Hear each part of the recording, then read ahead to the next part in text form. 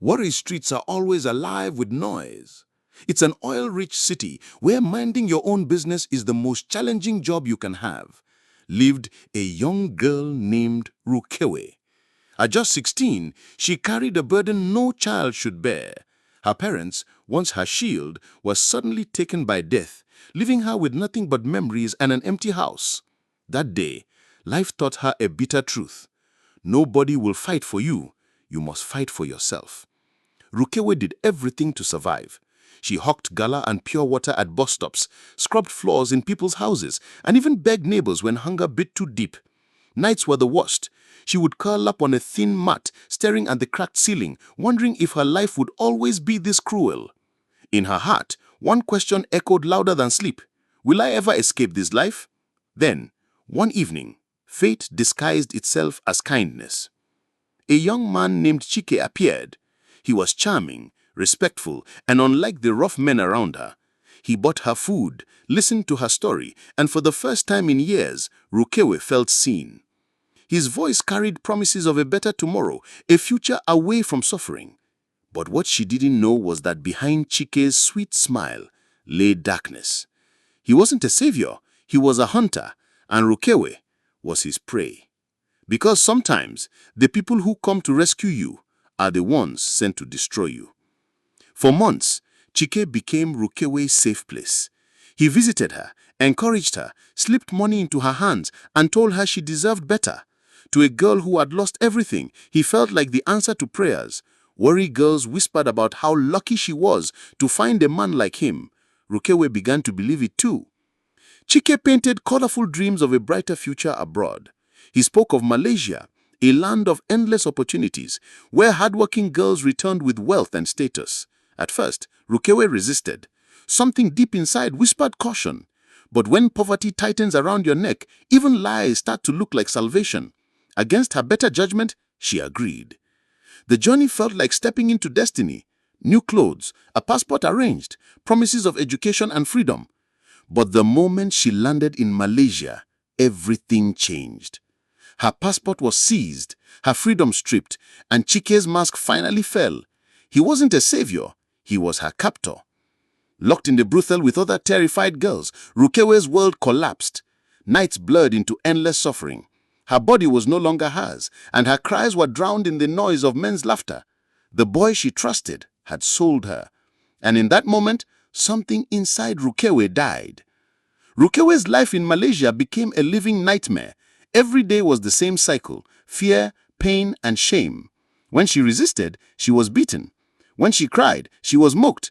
The other girls moved like lifeless shadows, their spirits broken long ago, but Rukewe swore she would never surrender completely. She learned to hide her anger behind silence, to mask her hatred with obedience. Deep inside, a fire burned hotter than her captors could ever see. One night, as she lay awake staring through the barred window, she made a vow. If I survive this, I will make the world pay for every scar it gave me. That vow became her lifeline. She endured, pretending to be broken while secretly waiting for a chance to escape. Then suddenly, the chance came. A police raid crashed through the brothel. Amid screams and chaos, she was dragged out into the night. For the first time in years, the air tasted like freedom. But freedom did not heal her. In fact, it poisoned her. Rukewe had escaped the brothel, but she carried Malaysia's darkness inside her soul. The innocent girl from Warri was gone forever. Because sometimes, survival is not the end of suffering. It is the beginning of bitterness. Back in Warri, Rukewe was no longer the girl who begged neighbors for food. She had changed. Her heart had hardened, her smile had vanished, and her soul had turned cold. She hated men, despised trust, and promised herself she would never be a victim again. She became sharp, calculating, and fearless. If men wanted love, she gave them lies. If they wanted her heart, she handed them betrayal.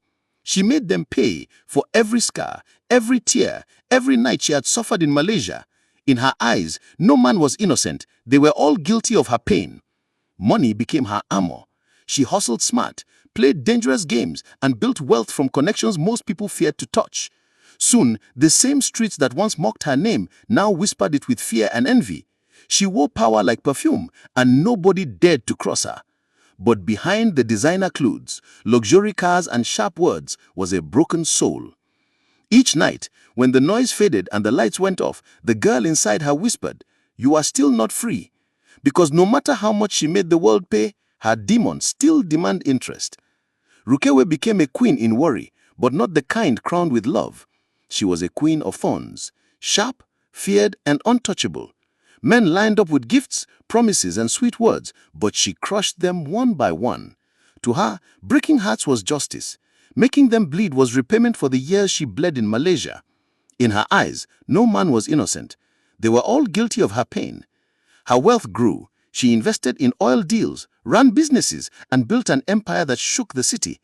Warri people admired her power, but whispered about her coldness. No one could get close. She had friends, but never trust. Lovers, but never love. She laughed loudly in public, but in private, her soul was haunted. One evening, she met an older woman named Mama Tega, a respected community leader. Unlike others, Mama Tega didn't get dazzled by her wealth.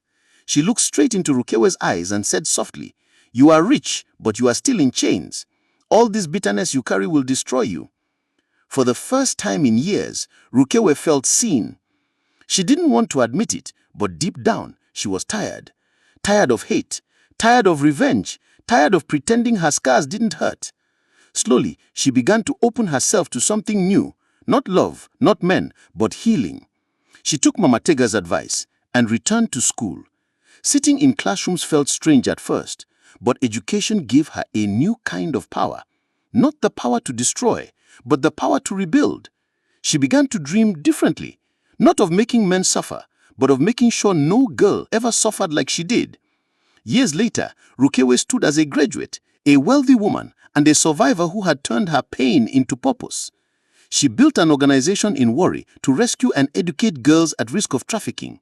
For the first time, her scars had meaning. But Rukewe's story was not about forgetting. It was about transforming. She remained sharp, cautious, and strong. But now, instead of bitterness, she carried wisdom. Instead of hate, she carried a mission.